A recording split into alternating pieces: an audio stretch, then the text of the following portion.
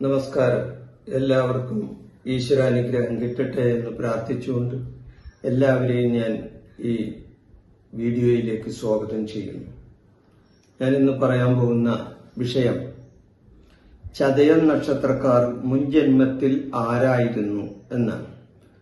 ചതയം നക്ഷത്രക്കാരുടെ മുൻജന്മത്തിലെ വിശേഷമാണ് ഞാൻ ഈ വീഡിയോയിൽ പറയുന്നത്. അപ്പൊ കഴിഞ്ഞ ജന്മത്തിൽ ചതയ നക്ഷത്രക്കാർ ആരായിരുന്നു, ഇവരുടെ പൂർവ്വജന്മ രഹസ്യം എന്താണ്, ഇതാണ് നമ്മുടെ വിഷയം. ഈ വീഡിയോ നിങ്ങൾ വിശ്വാസികൾക്ക് കാണാനുള്ളതാണ്, അവിശ്വാസികൾ കാണണ്ട. കാരണം ഞാനിത് പറയുന്നത് ചിലർക്ക് അന്ധവിശ്വാസം പ്രചരിപ്പിക്കാൻ വേണ്ടി പറയുന്നതാണെന്ന് ചിലർ പറയും. അതുകൊണ്ടാണ് അവിശ്വാസികൾ കാണണ്ട എന്ന് പറയുന്നത്. ഭാരതീയ ജ്യോതിഷം ഒരാളുടെ പൂർവ്വജന്മത്തെ പറ്റി പറയുന്നുണ്ട്. നമ്മുടെ ഭാരതീയ ജ്യോതിഷത്തിൽ പറയുന്ന ഒരു കാര്യമാണ്. 19-ാം നൂറ്റാണ്ടിലെ ഗ്രന്ഥങ്ങളിലും പാരമ്പര്യ ജ്യോതിഷ ചിന്തകളിലും പൂർവ്വജന്മത്തെ പറ്റി പറയുന്നുണ്ട്. അപ്പൊ നൂറ്റാണ്ടുകൾക്ക് മുമ്പ് തന്നെ ജ്യോതിഷ ആചാര്യന്മാർ എഴുതി വെച്ചിട്ടുള്ള ഒരു സംഗതിയാണ്, ഒരു വിഷയമാണ് ഞാനിവിടെ പറയുന്നത്. അപ്പൊ ഇത് എങ്ങനെ കണ്ടുപിടിക്കാൻ പറ്റും, ഒരാളുടെ പൂർവ്വജന്മം എങ്ങനെ കണ്ടുപിടിക്കാൻ പറ്റും ജ്യോതിഷം? ഞാൻ വെറുതെ ഒരാളുടെ പൂർവ്വജന്മം ഇന്നതാണെന്ന് പറഞ്ഞു കഴിഞ്ഞാൽ അത് ചിലപ്പോൾ നിങ്ങൾക്ക് ഇയാൾ വെറുതെ കാര്യങ്ങൾ ഇങ്ങനെ വെറുതെ തട്ടിവിടുകയെന്ന് പറയും. അതിന് ചില പ്രമാണങ്ങളുണ്ട്, അതനുസരിച്ചാണ്. അപ്പോൾ ഒരാളുടെ ഗ്രഹനിലയിൽ, അതായത് ജാതകത്തിലെ ഗ്രഹനിലയിൽ അയാളുടെ 5-ാം ഭാവം കൊണ്ടും ആ ഗ്രഹനിലയിലെ 5-ാം ഭാവം കൊണ്ടും 9-ാം ഭാവം കൊണ്ടും അതേപോലെ തന്നെ 12-ാം ഭാവം കൊണ്ടും ഒരാളുടെ പൂർവ്വജന്മത്തെ പറ്റി നമുക്ക് ചിന്തിക്കാവുന്നതാണ്. അപ്പൊ ഇതൊരു സാമാന്യമായ ഒരു ഫലമാണ്. അതായത് ചതയ നക്ഷത്രക്കാരുടെ പൂർവ്വജന്മത്തെ ഒരു സാമാന്യ ഫലം. ഈ ഫലം എല്ലാവർക്കും ഒരേപോലെ ആകണമെന്നില്ല. കാരണം പലരും പല സമയത്ത് പല ലഗ്നത്തിൽ ജനിച്ചവരാണ്. അവരുടെയൊക്കെ ഗ്രഹനിലയിൽ മാറ്റം ഉണ്ടാവും. അപ്പൊ ആ മാറ്റത്തിനനുസരിച്ച് ഓരോരുത്തരുടെയും പൂർവ്വജന്മ കാര്യങ്ങളിൽ മാറ്റങ്ങൾ ഉണ്ടാവും. അപ്പൊ ഇതൊരു, ഞാൻ പറഞ്ഞല്ലോ, ഒരു സാമാന്യമായിട്ട് ചതയ നക്ഷത്രക്കാര് ഇങ്ങനെയുള്ളവരായിരിക്കാം എന്ന ഒരു സാമാന്യമായ ഒരു ഫലമാണ് ഞാനിവിടെ പറയുന്നത്. ഇതിൽ കൂടുതൽ കാര്യങ്ങൾ അറിയണമെന്നുണ്ടെങ്കിൽ ഞാൻ പറഞ്ഞ പോലെ ഒരാളുടെ ഗ്രഹനില പരിശോധിച്ച് അതിലെ 9-ാം ഭാവവും 5-ാം ഭാവവും 12-ാം ഭാവവും ഒക്കെ പരിശോധിച്ചാൽ അയാളുടെ നമുക്ക് കൂടുതൽ കാര്യങ്ങൾ അയാളിൽ നിന്ന് നമുക്ക് മനസ്സിലാക്കാൻ പറ്റും.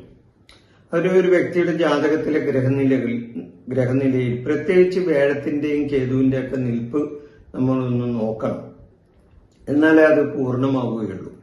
അപ്പൊ ഈ വീഡിയോ നിങ്ങൾ മുഴുവനായിട്ട് കാണാൻ ശ്രമിക്കണം.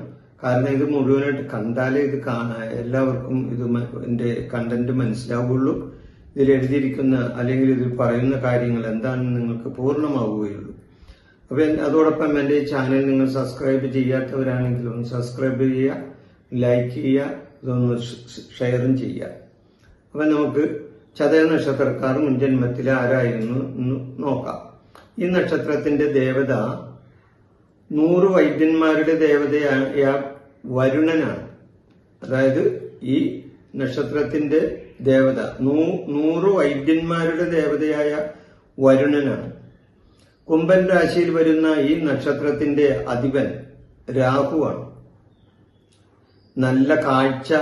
നല്ല ഉൾക്കാഴ്ചയുള്ളവരും ബുദ്ധിയും ഉള്ളവരാണ് ഈ നക്ഷത്രക്കാർ. അവർക്കൊരു പ്രത്യേകമായിട്ടുള്ള ചില കഴിവുകൾ ജന്മന തന്നെ കിട്ടിയിട്ടുള്ളവരാണ് ഈ ചതയം നക്ഷത്രക്കാർ. ഇവർ കഴിഞ്ഞ ജന്മത്തിൽ രഹസ്യവിദ്യകൾ, അത് പലവിധത്തിലുള്ള രഹസ്യവിദ്യകളുണ്ടല്ലോ, അത് കൈകാര്യം ചെയ്തിരുന്നവരായിരുന്നു എന്ന് വേണമെങ്കിൽ നമുക്ക് അനുമാനിക്കാൻ സാധിക്കും.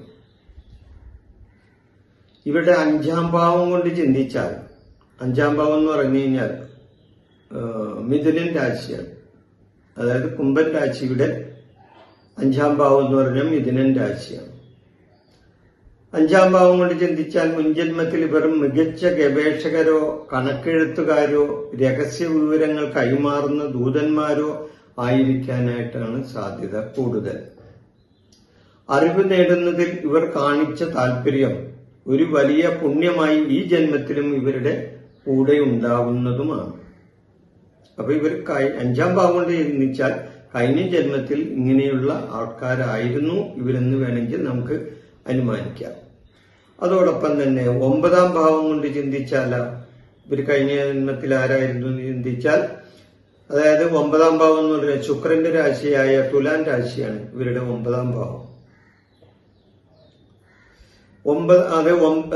തുലാൻ രാശിയാണ്. മുൻ ജന്മത്തിൽ ഇവർ നീതിക്കും ന്യായത്തിനും വേണ്ടി പൊരുതിയിരുന്നവരായിരിക്കാൻ സാധ്യതയുണ്ട്.